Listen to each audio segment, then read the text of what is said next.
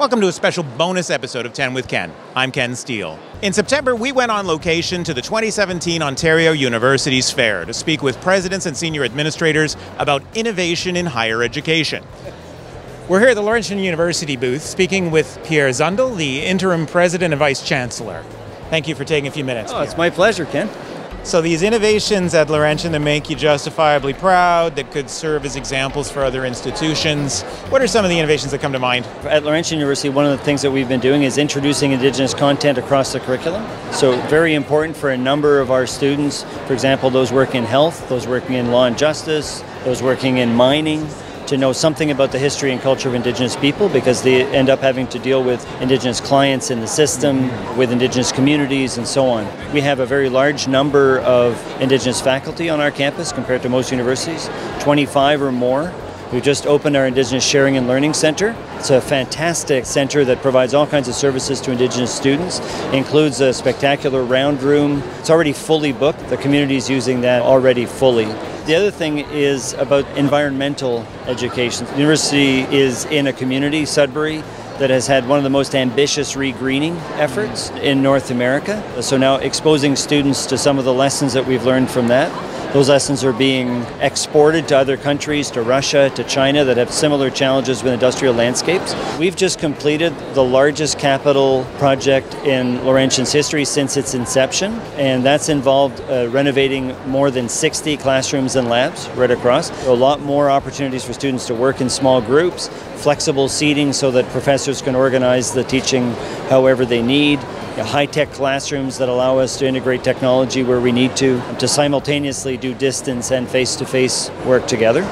One of the things that we've done is created a really spectacular welcome center that links together virtually all the services that students need. So admissions, the business office, student accommodations offices, the clubs, the food services, all centralized in some really beautiful new space, actually just opened yesterday. So I think we have the largest number of college partnerships in nursing, for example. I think we have 9 different partnerships across the province. I have a lot of very close work with the 2 colleges that are in Sudbury, doing 2+2 programs, doing pathways so that students who start in the college can continue at the university, or the other way. You know, students who do an arts program and then want to go on and do a human resources certificate, for example. We have a really interesting set of 2+2s now in business with the 2 colleges, Collège, Boréal and Cambrian, where students can actually take college courses both in English and French and come to Laurention, get their degree, their college diploma and a bilingualism certificate all in one fell swoop. If you were writing a strategic plan or if you were engaged in that 10-year horizon, what are some of the things that pretty sure or you're thinking might become mainstream in Canadian colleges and universities over the next decade? So a couple to think of right away, coming back to the Indigenous theme. All Canadian universities are really getting their head around how to do that. So for some of them it's new, but I think everybody's really looking at what part can they play in the reconciliation agenda in the country. So I think we'll see more of that in more different places. I expect the universities will become more porous, so that there might be more connection between the communities and the university. So I anticipate we'll see a lot more work-integrated learning, a lot more co-op, a lot more internships in the future. And where I see that particular growth is in programs that have not typically had that.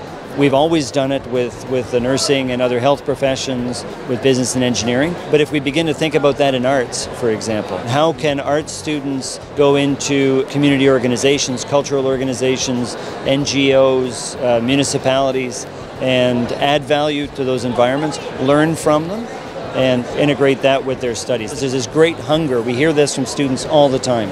Right? I want to have some practical experience. I want to make sense of what I'm learning at the university in a practical context. On the student services side, the other piece that we know is an issue right across the country is mental health. And how do we get a handle on that? So in some situations like the big cities, the universities are surrounded by community-based mental health services. Not always the case in the northern universities or the more remote ones. So in those cases, we need to provide more of those services ourselves. How do we reduce the stressors for people so that there's less need for acute mental health care? On the technology front, clearly things like open textbooks, things that have been traditionally a big cost factors for students, now trying to use open source materials. I see that, I think, is going to grow significantly over the next little while. And certainly this idea of everything being done just in one mode, I think, is going to disappear. We'll see more courses that are a blend of distance and face-to-face, technologically assisted, more use of the information we have about how students are interacting with their courses and the material to provide help just in time, using data from our learning management system to try to see patterns of behavior, and then saying this demographic, this pattern of behavior means this usual result, and what's the early indicator? It's this, so now we intervene in a positive way at that place, right? We have the highest proportion of first-generation students in the province, the second highest proportion of Indigenous students. Those are populations that will do very well if they're properly supported. So I think there's a lot of potential for us to use some of these approaches to get them the help they need just in time. What can we do systematically to encourage, to support innovations across that whole spectrum of different areas in the culture of a university, which is a little different than a typical corporate culture? Yeah, absolutely. I think there's three things really that leaders can do around this issue. And the first one is showcase. When people have good ideas, when they're trying new things for the right reasons, then I think leaders can talk about it, right? So for example, there's a French language speech pathology program at Laurention. I'm extremely proud of that group. They are very innovative, so they created their own speech pathology clinic to help their students get practical placements. They work very tightly together as a unit, and they work very closely with their students on having research in their field and involving the students in the creation of new knowledge. So what I can do is talk about it. A, that encourages them. B, it says to other people, if you do cool stuff for the right reasons, you'll get some attention. Right? So showcasing is one of the three things that we can do. The other thing is you can run interference. New things often create concern and fear for people. There's resistance to change in certain areas.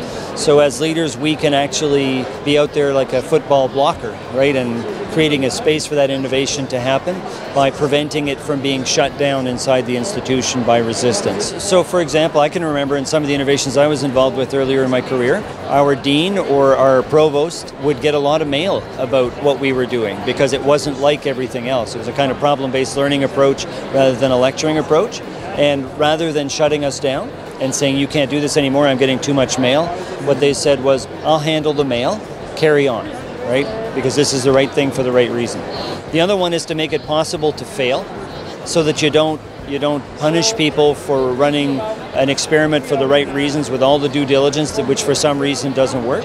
So allowing them to fail, but expecting them to learn the lesson from it, right? So that if we're going to try something else, maybe we'll set up the conditions better for success. It has to do in part with how you talk about failure. People will try a project, doesn't work. So what do? Try to lay blame? Or do you say, okay, so what were our hypotheses coming into this? What had we assumed? Go into an analytical mode about what happened rather than into a kind of blaming mode.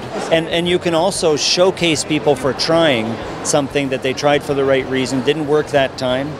Showcase them for their persistence in trying to make it work and speak positively about their attempt to get it done. Although universities tend to be, somebody once told me, as conservative as cats, they are also hugely creative places. Right. And we'll generate really good stuff if we're supported in doing that. Right. Thank you so much for taking some time with us. I know it's a busy day and there's plenty of students ready to speak with you today. It's always a pleasure. So thanks very much. Take care. Here. Pierre and I know each other a long time, but 10 with Ken is a production of Eduvation Inc., copyright 2017. I'm available for conference keynotes, campus PD events, board retreats, and committee workshops, in person or now virtually too. For more information, please visit www.eduvation.guru or 10withken.com.